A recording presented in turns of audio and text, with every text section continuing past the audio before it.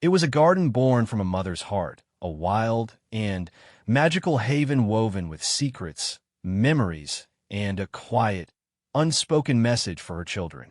While the world saw a stunning display at the Chelsea Flower Show for George, Charlotte, and Louis, it was a map to their mother's soul, a place where every winding path, every hidden den, and every whispering plant held a story only they could fully understand. This is the true story of the day the royal children stepped into the private world Duchess Kate built for them. Not with bricks and mortar, but with blooms and dreams, discovering that the most profound love often grows in silence. The late May's sun dappled through the leafy canopy of the Chelsea Flower Show grounds, casting shifting patterns on the pristine pathways. There was a hushed, expectant quality to the air. The usual murmur of the crowd softened into a respectful silence. The show was closed to the public for this private viewing. Security, discreet but omnipresent, stood at a perimeter that felt miles wide from the world's prying eyes. At the entrance to a particularly special garden, Catherine, the Princess of Wales, waited.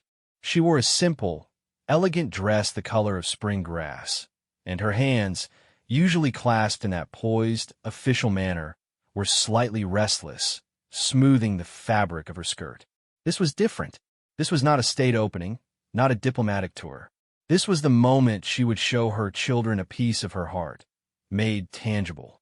The garden, titled Back to Nature, was not a formal, structured royal plot. It was a burst of wilderness in the middle of London's most polished horticultural event. A rustic wooden treehouse, like a giant bird's nest, curled around the trunk of a tall oak. A swing made from a rough slice of log hung from a thick rope. A shimmering, clear blue stream trickled over smooth stones, and the air was thick with the scent of honeysuckle, wild garlic, and damp earth. It was a fragment of the countryside, of the kind of adventures she cherished from her own childhood, transplanted and lovingly curated. She had been involved in every detail, from a selection of native ferns to the placement of the stepping stones. It was a labor of love, but also of quiet intention. In a life of relentless scrutiny and protocol, she was determined to give George, Charlotte, and Louis anchors to the natural world, to a simpler, freer way of being. The sound of eager, pattering feet broke the calm. Rounding the corner, flanked by their nanny and a close aide, came the three children.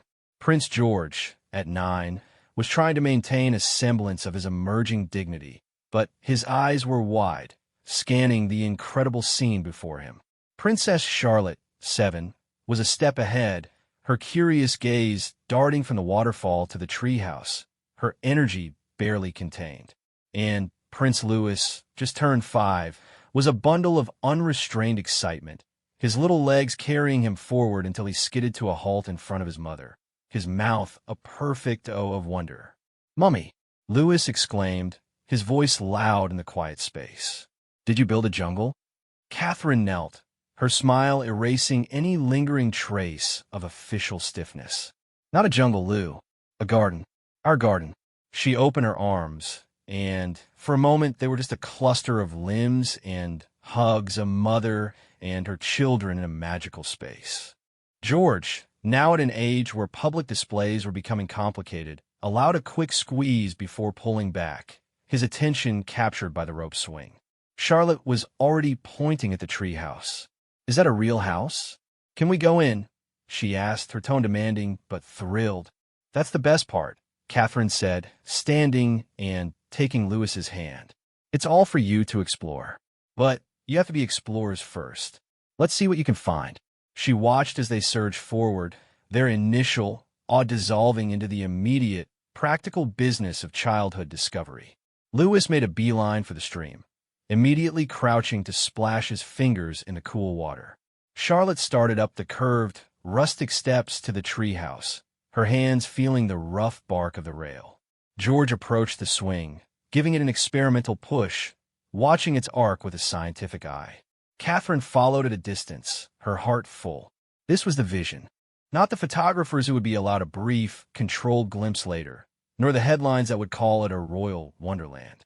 This was the vision, George's serious concentration as he tested the swing's sturdiness, Charlotte's triumphant grin as she disappeared into the canopy, Lewis's gasp of delight as he found a smooth, white stone in the water.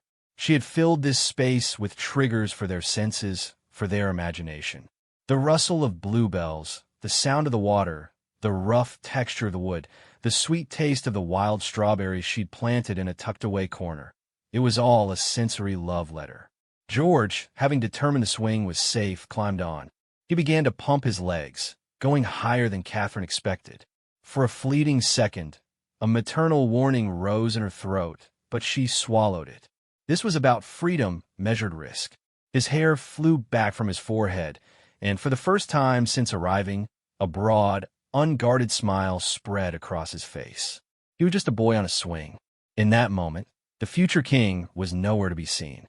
From the treehouse platform, Charlotte called down, "Mummy, there's a secret room and a little telescope." Her voice echoed slightly in the wooden structure. Catherine climbed up to join her. Inside, the treehouse was cozy, lined with soft cushions and woolen blankets. The telescope was pointed not at distant stars, but through a cleverly framed gap in the foliage towards the main show tent, a way to people watch in secret. Charlotte was already at it.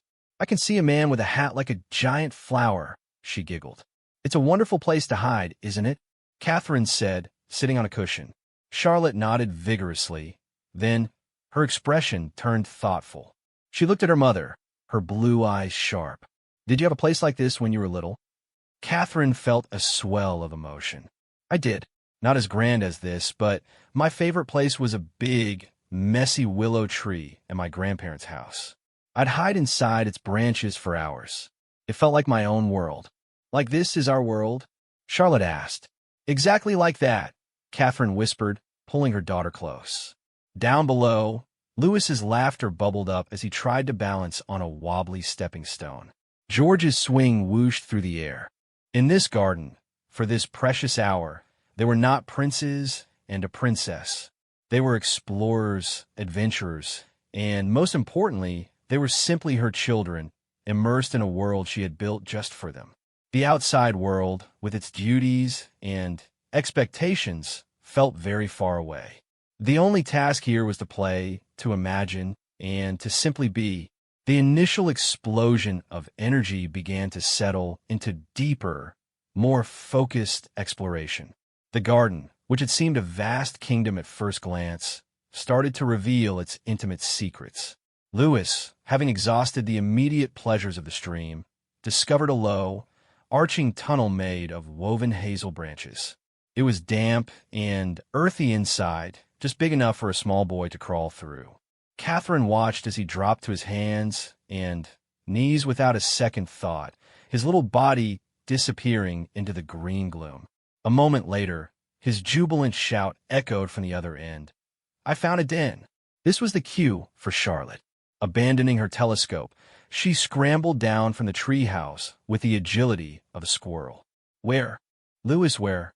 She dashed to the tunnel's exit, where Lewis stood, proudly pointing to a hidden nook behind a large clump of foxgloves. It was furnished with a stump for a table and a circle of smaller, mossy stumps for seats. It was a perfect, secret council chamber for children. Charlotte, ever the organizer, immediately began assigning seats. "This one's for me, this is for George, and this is for you, Lou Mummy. You can have this big one."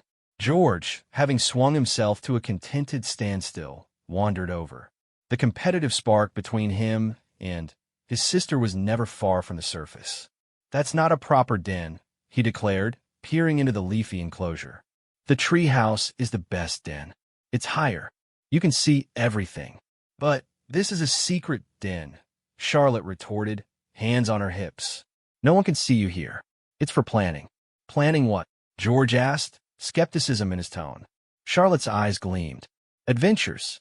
Or maybe a trap for garden pirates." Lewis loved this idea, bouncing on his mossy stump. "Pirates. We need swords." Catherine, seated on her big stump, intervened gently. "We might use sticks," she suggested. "But careful, gentle swords. The plants are our friends, remember?" She had spent months working with the designers, the Royal Horticultural Society experts, learning about every species, ensuring it was safe, encouraging, and educational. Now, she was translating that into their language. "See these tall, purple flowers?" she said, pointing to the foxgloves.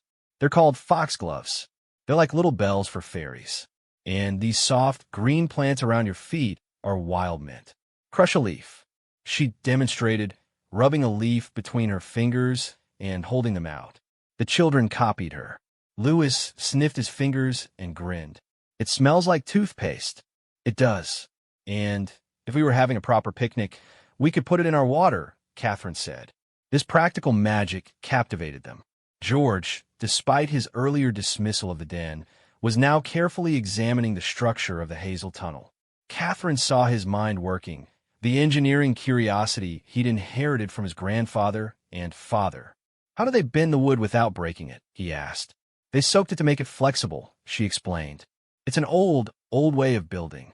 People have been making homes and fences like this for thousands of years." This connected with something in George. The den was no longer just a childish hideout. It was a piece of ancient technology.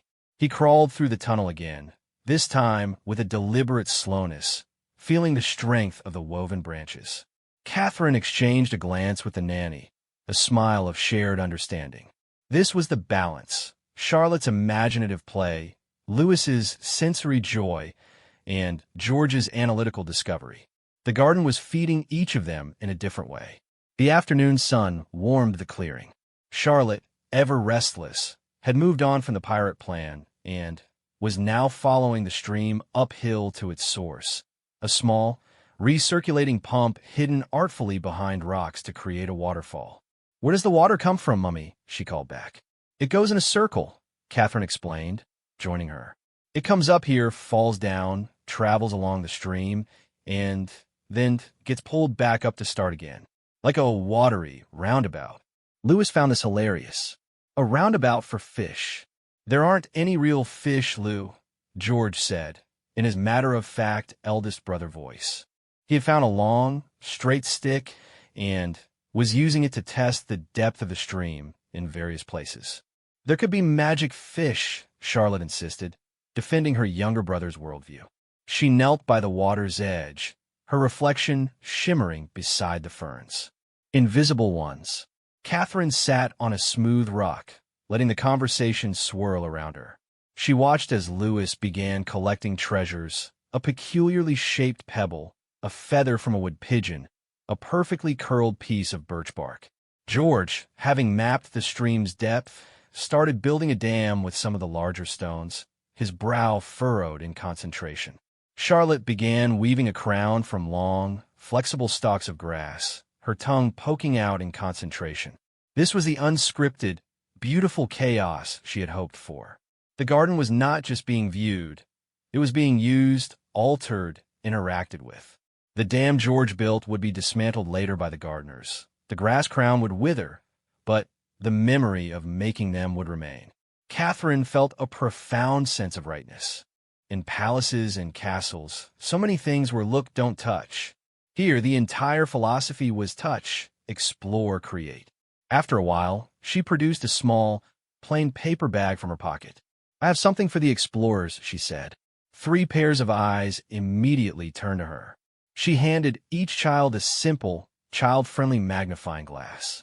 For looking closer, the effect was electric. Louis immediately put his to his eye and turned towards his mother, erupting into giggles at her giant, distorted face. Charlotte raced to examine the intricacies of a butterfly perched on a buddleia. George, most intrigued, lay down on the path, focusing his glass on a patch of moss, discovering a tiny, bustling universe of insects and intricate green structures he'd never noticed before. "It's like a whole forest down here," he murmured, almost to himself. Catherine knelt beside him, looking at the moss through her own eyes, not a magnifying glass. She saw the wonder on his face, the complete absorption. This was the gift, not the garden itself, but the shift in perspective it offered, the macro to the micro, the grand treehouse to the miniature world in the moss. It was a lesson in scale, in attention, in the infinite wonder contained in a single square inch of the natural world. For a family whose life was lived on a global scale, these moments of hyper-focused, small-scale discovery were priceless. The children were quiet now, scattered through the space, each in their own investigative bubble. The only sounds were the trickle of water, the buzz of a bee, and the occasional soft exclamation of discovery. The garden had cast its spell. The golden light of the late afternoon began to lengthen the shadows, painting the wildflowers in hues of amber and rose. The children's initial, scattered investigations started to coalesce into a shared project. Inspired by George's dam and Lewis's collection of treasures, Charlotte, the natural leader of their play, stood on a tree stump. "We need to build a proper castle," she announced, her voice ringing with authority. "The den is the castle, the stream is the moat, and George's dam can be the drawbridge." George, usually resistant to being ordered by his sister, was swayed by the architectural potential. "We need more stones for the walls," he said, critically surveying the hazel tunnel den. "And the moat needs to be deeper here to stop invaders." He pointed to a shallow section of the stream. Lewis, thrilled to be part of the grand scheme, clutched his bag of treasures. "I could be the guard. And these are the castle jewels." He poured his pebbles and feather onto the mossy table stump. Catherine watched from her rock, a quiet conductor of this symphony of play. She offered suggestions only when needed. "There are some flatter stones over by the ferns that might be good for walls," she mentioned. George and Charlotte hurried to investigate. She helped Lewis twist some long stems of clematis into a rough crown for the castle guard. The collaborative effort was beautiful to witness. George, with his logical mind, directed the placement of the stone walls. Charlotte, with her narrative flair, declared that the foxgloves were royal soldiers standing to attention. Lewis, as guard, took his job very seriously, marching along an imaginary perimeter, his magnifying glass now a spyglass for spotting enemies, which included a particularly bold robin and a drifting dandelion seed. At one point, a minor dispute arose. Charlotte wanted to redirect the stream to make the moat go all around the den. George argued it would flood the castle floor. They appealed to their mother. "What do real castle builders do when they have a water problem?" Catherine asked, turning it back to them. George thought. "They make a channel, a sluice gate, to control it." "Can we make a channel?" Charlotte asked, her eyes wide. With Catherine's help, they used a flat stone and some dug-up earth to create a tiny diversion channel, just an inch wide. The triumph on their faces when a trickle of water successfully branched off from the mainstream was pure and absolute. It was a lesson in hydrology, cooperation, and problem-solving disguised as pure play. Lewis was fascinated by the little channel, sending leaves down it as boats. As the castle construction reached its peak, Catherine brought out another surprise. A small, simple basket containing apples, homemade oat biscuits, and a bottle of homemade lemonade with sprigs of the garden's mint in it. "Provisions for the castle," she said solemnly. The children abandoned their building to cluster around the picnic spot she'd chosen. A soft, wool blanket spread in a small clearing dappled with sun. They ate with the hearty appetites of those who had been working hard, the biscuits disappearing quickly, the minty lemonade declared the best ever. Lewis, sticky-fingered and content, leaned against his mother. Charlotte recounted the entire castle-building saga between bites, her narrative embroidered with dramatic embellishments about fending off imaginary foes. George, quieter, sipped his drink and looked around at their domain with a satisfied expression. It was in this quiet, post-picnic lull that the most profound moment occurred. Lewis, his head against Catherine's shoulder, pointed to a ceramic butterfly that was subtly placed among the real flowers. "That one's not real, Mummy," he said. "You're right, Lou. It's there for decoration. But the real ones are better," he stated simply. Then he asked, "Did you make all of this for us?" "Really?" Catherine pulled him closer, her arm around Charlotte, who had snuggled in on her other side. George sat cross-legged nearby, listening. "I helped design it," she said softly.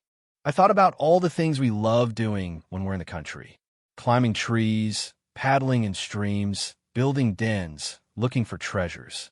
I want to bring a little piece of that here, just for you. So even in the middle of London, you could have a place to feel wild and free. Charlotte looked up at her, her face serious. It's the best garden in the world. It feels like you, George added, his voice quiet but clear. Catherine's breath caught.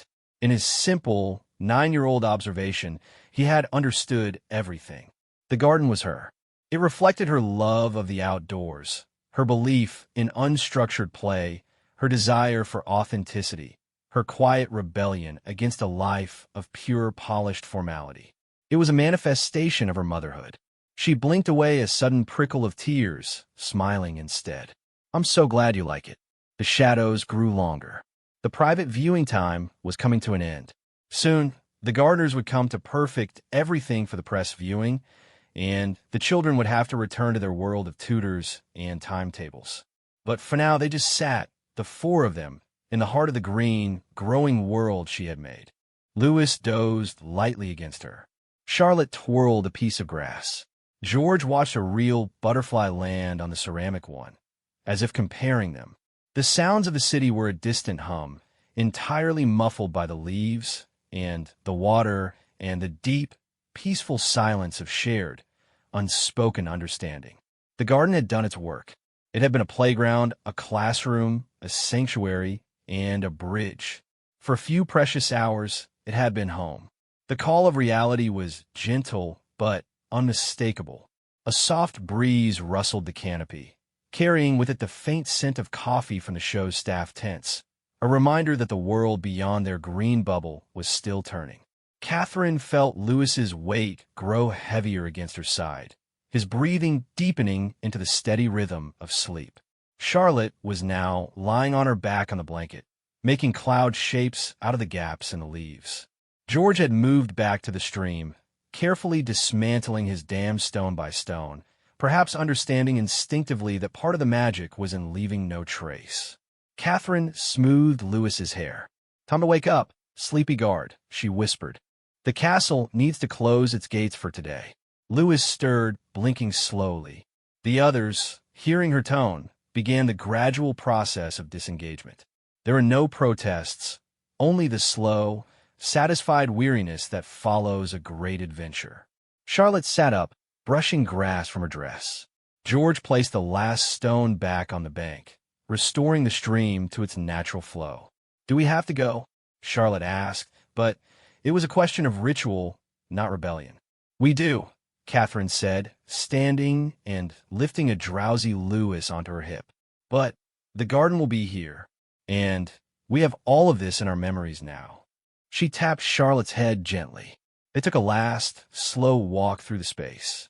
It was different now, imbued with their presence.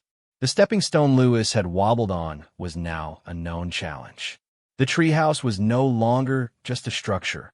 It was Charlotte's secret observation post. The hazel tunnel den was their council chamber. The patch of moss was George's miniature forest. They had imprinted themselves on it, and it on them. As they neared the entrance, Catherine paused. "Before we go, let's plant one thing together."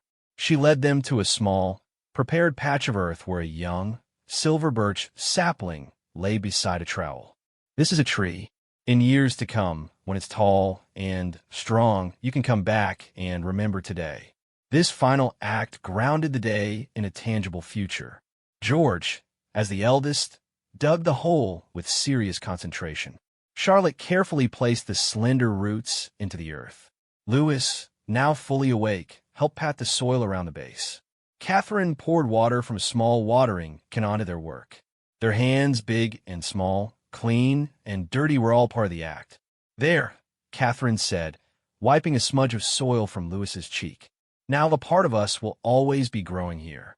They stood back, looking at their tree, then at the whole garden behind it. The transformation in the children was visible. Their energy, while depleted, had a calm, centered quality. The overstimulation of newness had been processed into ownership. They had not just visited a display. They had inhabited a story, and they were the protagonists. At the garden's gate, they turned for one last look. The setting sun shot rays through the treehouse, making it look like something from a fairy tale. The stream glittered. Their newly planted sapling stood as a small, brave sentinel. "Thank you, Mummy," George said, the words formal but his meaning deep. "Yes, thank you," Charlotte echoed, slipping her hand into Catherine's. Louis just hugged her leg, his face pressed against her. Catherine's heart felt too large for her chest. This was the culmination of months of planning, of meetings with designers, of quietly insisting on a vision that prioritized mud pies over manicured lawns. She had wanted to give them a gift that was not a material object, but an experience, a memory woven from soil, water, wood, and unconditional time. Seeing the peace and happiness on their faces, she knew she had succeeded. They walked away from the garden, the children now chattering about which part was their favorite, debating the merits of the swing versus the tunnel. Catherine listened, a soft smile on her face. Behind them, the garden stood quiet and empty, but it was no longer just an exhibit. It was alive with the echoes of laughter, the ghosts of small footprints, and the promise of a little birch tree stretching towards the sky. The outside world awaited, with its cameras and its questions. But for the Wales family, they carried a secret haven within them, a quiet, green refuge that no lens could ever truly capture. It was theirs and theirs alone, a mother's promise, made of blooms and dreams, now rooted in reality and memory. The car ride back to Kensington Palace was quiet. The three children sat in the back. Louis had fallen asleep again almost immediately. His head was resting against the car's seat. His hands were still a little dirty from the garden soil. Charlotte was looking out the window, but her eyes were not really seeing the London streets passing by. She was seeing the treehouse. She was seeing the stream. George sat very straight. He was thinking. He was thinking about how the water moved. He was thinking about the way the branches were woven. He was thinking about his mother's face when she showed them the tree. Their mother, Catherine, sat in the front. She also was quiet. She felt a deep tiredness, but it was a good tiredness, the kind you feel after a day outside in the fresh air. She replayed the afternoon in her mind. Louis laughing by the water. Charlotte's serious face looking through the telescope. George's smile on the swing. She wanted to hold on to those pictures. She knew that soon the public pictures would be everywhere. The professional photographers had been allowed in for a few minutes at the end. They had taken photos of the children in the garden. Catherine had guided the moment carefully. She wanted the world to see the joy of being in nature. But the real moment, the true heart of the afternoon, was already safely stored away in their private memories. When they arrived home, the evening routine began. Baths were needed. Louis's knees were muddy. Charlotte had leaves in her hair. George's fingernails had dirt under them. The warm water and the familiar smell of shampoo washed away the last of the garden adventure. It washed them back into their normal world. Pajamas were put on. Stories were read. Louis wanted a story about a boy who lived in a tree. Charlotte asked if they could plant something in their own garden tomorrow. George just listened. He was very tired. When the children were finally in bed, Catherine went to her sitting room. She sat down with a cup of tea. She looked at her hands. There was a small scratch on one finger from a branch. She smiled. It was a souvenir. Her husband, William, was away on official duties. She wished he could have been there. She would tell him all about it when he called. She knew he would understand. He shared her belief in the importance of the outdoors for children. He had his own childhood memories of getting muddy and building dens. The next morning, the pictures were released to the world. Newspapers and websites and television shows all showed the same beautiful images. George, Charlotte, and Louis looking happy and relaxed in a magical garden. The headlines called it a fairy tale. They called it a wonderland. They praised Catherine for her creativity and her focus on childhood. She read some of the articles over breakfast. She was pleased that the message was getting across. The message about play and nature and mental health. But a small part of her felt a strange distance. The garden in the pictures looked perfect. It looked like a dream. But her garden was the one with the wobbly stepping stone. Her garden was the one where Louis dropped his biscuit in the stream. Her garden was real. The public garden was an idea. The children's reaction to the fame was mixed. At breakfast, Charlotte saw her picture on the front of a newspaper. She pointed at it. "Look, that's me," she said. She seemed proud, but also confused. "Why is my picture in the paper, Mummy?" she asked. "Because people think the garden is lovely," Catherine explained. "And they were so happy to see you all enjoying it." George studied the photo. He was looking at the engineering of the tree house in the background. He did not seem very interested in seeing himself. Louis just wanted more toast. The day moved on. There were lessons for George and Charlotte. There was playtime for Louis. But the garden was still with them. During a break, George went to his room and came back with a drawing. He had drawn a detailed picture of the water channel they had made. He showed it to his mother. "See," he said, "the water comes from here, and then it goes this way, and the stone stops it here." He was recreating it, understanding it. Catherine praised his drawing. She suggested he could show it to his father. Charlotte's expression came later. She was in the palace garden with her nanny. She gathered some sticks and some long grass. She tried to build a small den against a bush. It kept falling down. She got frustrated. The nanny helped her tie the sticks together with some string. Charlotte worked very hard. She made a little roof out of leaves. Then, she put her favorite toy horse inside. She told the nanny it was a stable for a unicorn. The nanny smiled and agreed. The desire to create, to build her own world, had been sparked by the Chelsea garden. It was a direct result. Louis's memory was more about feeling. Later that afternoon, he was playing with his toys. He was driving a toy car along the carpet. He made a swooshing sound. Then he stopped. He looked up at his mother. "Mummy," he said, "can we go back to the swing garden soon? I like the swing." Catherine promised they would visit again if they could. She knew the flowers show only lasted a week. But she also knew she could bring elements of it into their everyday life. The garden was not a place. It was a feeling. She could try to create that feeling anywhere. A few days passed. The news cycle moved on to other things. But inside the palace, the garden lived on. Catherine had a meeting with the team who helped organize her projects. They discussed the positive reaction. They talked about how to use the interest to promote more community gardens and school nature projects. Catherine was passionate about this. She saw the garden not as an end point, but as a beginning, a way to start a conversation. She wanted other children who would never go to the Chelsea Flower Show to have their own version of a den, a patch of grass to call their own, a tree to climb. She also thought about her own role. Being a mother in the public, I was a constant balance. She wanted to protect her children's privacy fiercely, but she also wanted to use her position to do good. The garden was a perfect example of that balance. She had shared a glimpse of her family's joy to inspire others, but she had kept the real, private, messy moments just for them. No one saw Louis almost cry when he could not get his balance on the stone. No one saw Charlotte and George's little argument about the dam. Those moments were the glue of family life. They were not for sharing. One evening, William returned home. The children rushed to him. They all started talking at once about the garden. "Daddy, I went in a tunnel," Louis shouted. "I saw everything from a high house," Charlotte said. "We made a water system," George explained. William hugged them all. He listened with a big smile. Later, when they were alone, Catherine showed him the photos on her phone. Not the official ones. The one she had taken herself. A blurry picture of Louis's back as he crawled. A shot of Charlotte's concentrating face as she weaved grass. A picture of George lying on the path with his magnifying glass. William looked at them for a long time. "These are wonderful," he said. "They look so happy, so free. It looks like you gave them a great gift, Kate." Catherine felt a wave of relief. His approval meant everything. He was not just her husband. He was the father who worried about the pressures their children would face. He saw the garden as a shield, a tool to build resilience.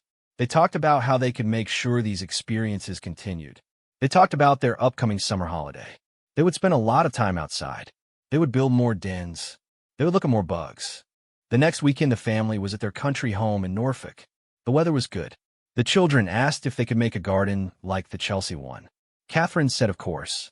They spent the whole morning collecting materials. Fallen branches from the woods. Long reeds from near the lake. Some old planks from the shed. William helped George use real tools carefully to build a frame. Charlotte and Louis gathered moss and leaves for decoration.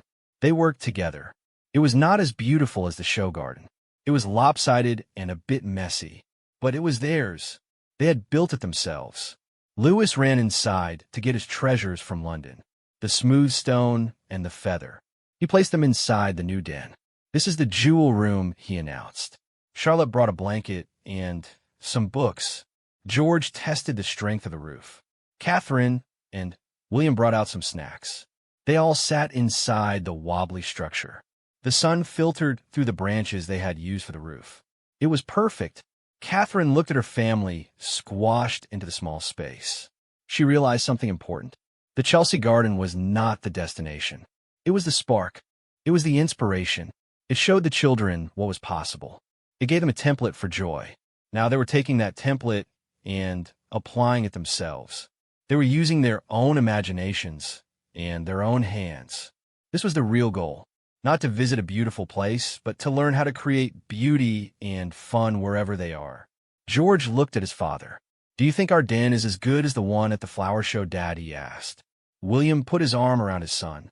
"I think it is better," he said, "because we built this one together, and it is ours." George nodded, a serious look on his face. He understood. In the following weeks, the children often played in their Norfolk den. They added to it a flag made from a cloth, a little sign that said, "Keep out." It became their base for all adventures. Catherine noticed that they argued less when they were playing there. They cooperated more. They were calmer. She believed deeply in the calming power of nature. She saw it working on her own children. The simple act of being outside with no electronic screens, with room to run and shout, made a huge difference to their mood. She also thought about the many letters she received from parents. They wrote to thank her. They said they had been inspired to take their children to the park more often, to plant seeds in a pot, to just sit under a tree. This feedback meant more to her than any newspaper headline. She was making a difference. She was helping other families find the same peace she found in the natural world with her children. One rainy day, they could not go outside. The children were getting restless. Charlotte had an idea. "Let's draw our garden," she said. They got out big pieces of paper and crayons. Each child drew their own version. Lewis's drawing was a wild splash of green and blue with a big brown swing in the middle. Charlotte's drawing was detailed. She drew the treehouse and the stream and the little den. She even drew the ceramic butterfly. George's drawing was almost a map. He showed where everything was in relation to everything else. He labeled parts: path, water source, swing, observation point. Catherine pinned the drawings up on the wall of their kitchen. They were a bright reminder of their day. They were also a window into each child's mind. Lewis remembered feeling. Charlotte remembered story. George remembered structure. All of it was true. All of it was the garden. Time moved forward. The Chelsea Flower Show ended. The beautiful garden was taken apart. The plants were moved to other places. The treehouse went to a children's hospice. The stream was drained. The physical space was gone. But it did not matter. The garden had done its job. It had planted seeds. Not just the birch tree they put in the ground, but seeds of imagination, of connection, of peace inside the hearts of 3 children. Catherine knew that life for George, Charlotte, and Lewis would never be ordinary. They would have duties and expectations that most people could not imagine. But she was determined to give them an ordinary foundation. A foundation built on simple things. Mud between your fingers. The sound of leaves in the wind. The triumph of building something that does not fall down. The shared secret of a hidden den. The garden was a lesson in love. It was a love that did not smother. It was a love that created a space and then stepped back to watch them fill it. It was a love that said, "Go explore. I am here if you need me." It was a love that believed in dirt and laughter as much as in manners and duty. For a future king, a future princess, and a little prince who just liked to swing, that kind of love was the most important thing of all. And it would grow just like their little birch tree for many, many years to come. Write part 3, individually based on 3,400 words, and it should be interesting, and write it in third-person style, and it should be in simple and basic English. Use simple and basic English. And please, Don T, write the punctuations like asterisk, hashtag, ECT. The seasons turned. The warm, busy days of summer slowly gave way to the cooler, quieter weeks of autumn. The leaves on the trees in the palace gardens changed from green to gold and red. The memory of the Chelsea garden stayed with the Wales family like a favorite, well-worn story. It was a story they could take out and look at whenever they wanted. For Lewis, the memory was a feeling of pure happiness. He did not remember every detail. He was too young, but he remembered the swing. He remembered the feeling of flying through the air. He remembered his mother smiling up at him. In the palace playroom, he would sometimes close his eyes on the indoor swing and pretend he was back there. He would say to his nanny, "Higher like the garden swing." The garden had given him a new standard for fun. For Charlotte, the memory was a source of creativity. She had always been a child full of stories and ideas, but the garden gave her a new setting for them. Her games now often involved secret houses and magical streams. She would build little forts under tables using blankets and cushions. She would say this is like Mummy's garden. She became more interested in real flowers, too. On walks, she would point to different plants and ask their names. She wanted to know which ones were friendly and which ones might be poisonous. She was building her own knowledge, inspired by that one afternoon. For George, the memory was practical. He had seen how things were made. The woven branches, the water channel. He started paying more attention to how things worked. He asked his father more questions about buildings and bridges. He enjoyed construction toys more than ever. But he also remembered the quiet moment with a magnifying glass. He remembered the surprise of the tiny world in the moss. It taught him that looking closer could reveal secrets. He started to do that with other things. With books, with maps, with the stories people told him. Catherine watched these changes in her children. She was pleased. The garden had been an investment in their hearts and minds. It was paying back every day in small ways. She wanted to build on it. She thought about what they could do next. How could she keep this connection to nature growing, especially as the weather got colder and the days got shorter? One rainy afternoon, she gathered the children in the kitchen. The big drawings of the garden were still on the wall. They looked bright and cheerful against the gray sky outside. Catherine had a new idea. She put a large, shallow box on the table. She had filled it with soil. "What is that, Mummy?" Lewis asked, peering over the edge. "It is our indoor garden," Catherine said. "We cannot always be outside in the winter, but we can bring some of the garden inside." She showed them packets of seeds, fast-growing seeds, cress and mustard and little microgreens. She explained how they would plant them in the soil. They would water them. They would put the box near a sunny window, and then they would watch them grow.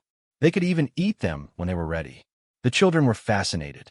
George liked the order of it, the instructions on the seed packet. Charlotte liked the idea of growing food. Lewis just wanted to play in the dirt.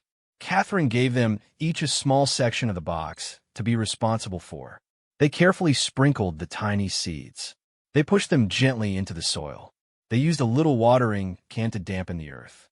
Every morning after that, the children would run to the kitchen window. They would check their garden box. "Is it growing yet?" Lewis would ask every single day. For the first few days, nothing happened. Lewis grew impatient. Catherine explained that seeds need time. They're doing important work underground that we cannot see. She told them the roots were growing first, getting strong to hold up the plant. Then, one morning, Charlotte was the first to see it. "Little green dots," she shouted. "Little green dots are coming." They all crowded around. Sure enough, tiny, pale green shoots were pushing through the brown soil. It was magical. Lewis stared with wide eyes.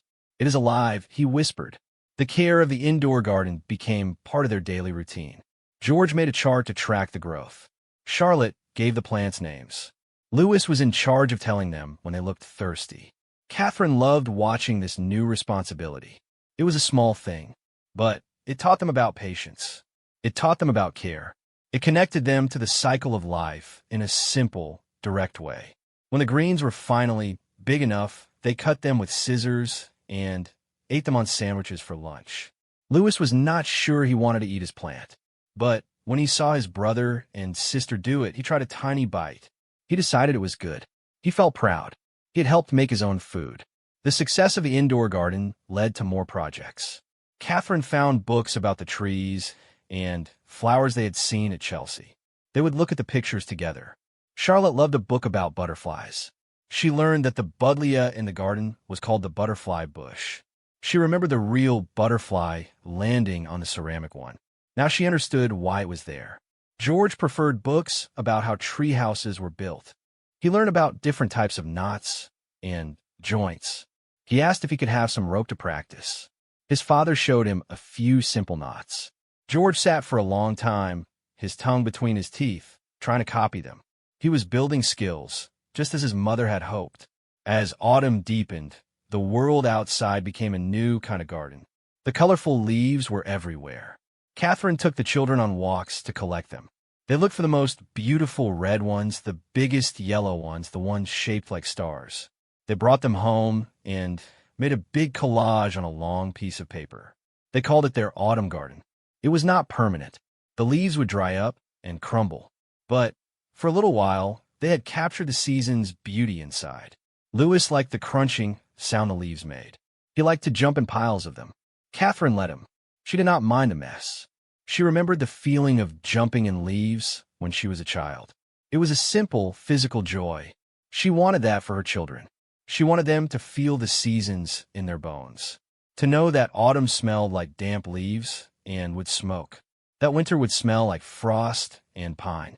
One day, a letter arrived at the palace. It was addressed to George, Charlotte, and Louis.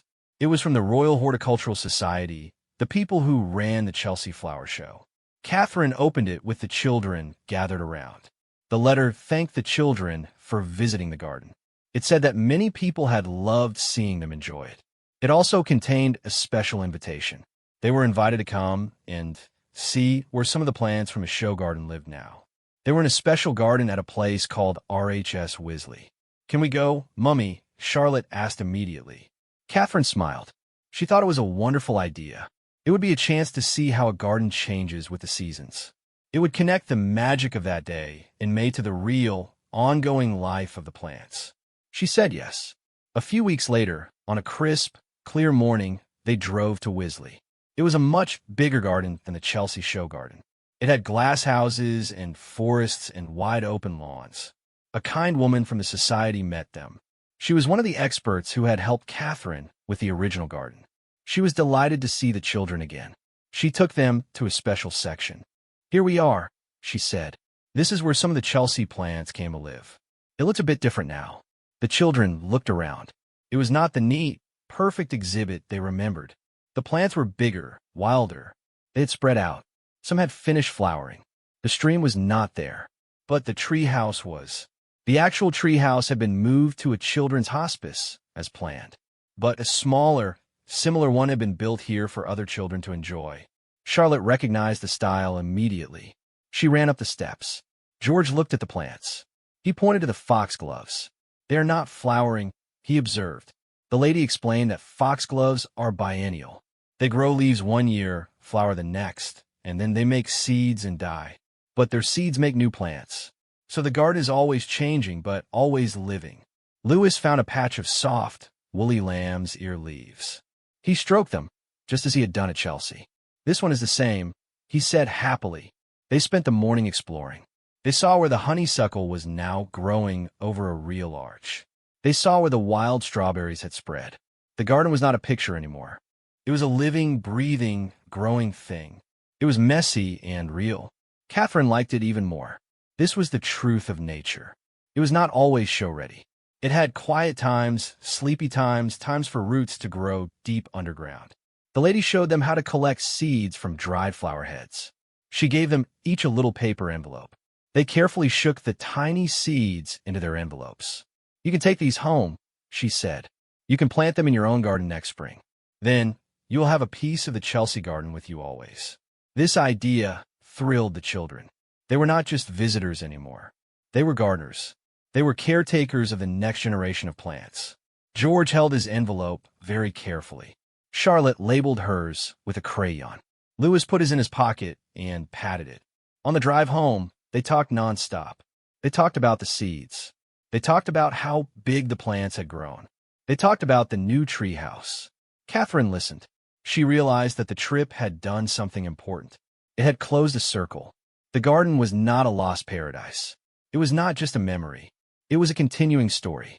The plants were alive. They could grow them at home. The magic was not trapped in a moment in May. It was something they could carry forward. That night, they put the seed envelopes in a special box. Catherine said they would keep them safe and dry until the spring. Louis asked every day for a week if it was spring yet. The waiting was hard, but it was another lesson. Nature has its own timetable. You cannot rush it. Winter came. The world outside grew cold and still. Their indoor garden box was still green on the windowsill. They had planted some new seeds. It was a little spot of life in the quiet season. They spent more time inside. They did puzzles. They read books. They played games. One evening, Catherine brought out a big book of photographs from the past year. She turned the pages with the children. There were pictures of birthdays, of holidays, of official events. Then, she turned to a page with the official photos from the Chelsea Flower Show. The children looked at the pictures of themselves. "That was a good day," George said. "Can we go again next year?" Charlotte asked. "Maybe," Catherine said. "But we do not always need the flower show to have a garden day. We can have them anywhere. Do you remember the den we built in Norfolk?"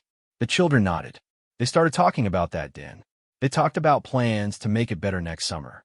They would build a proper roof. They would make a sign. They would dig a deeper moat. Catherine smiled. This was the real success.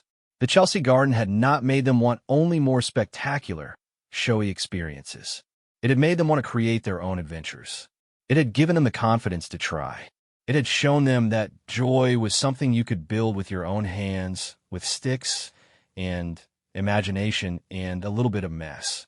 As Christmas approached, the palace was busy with its own kind of magic.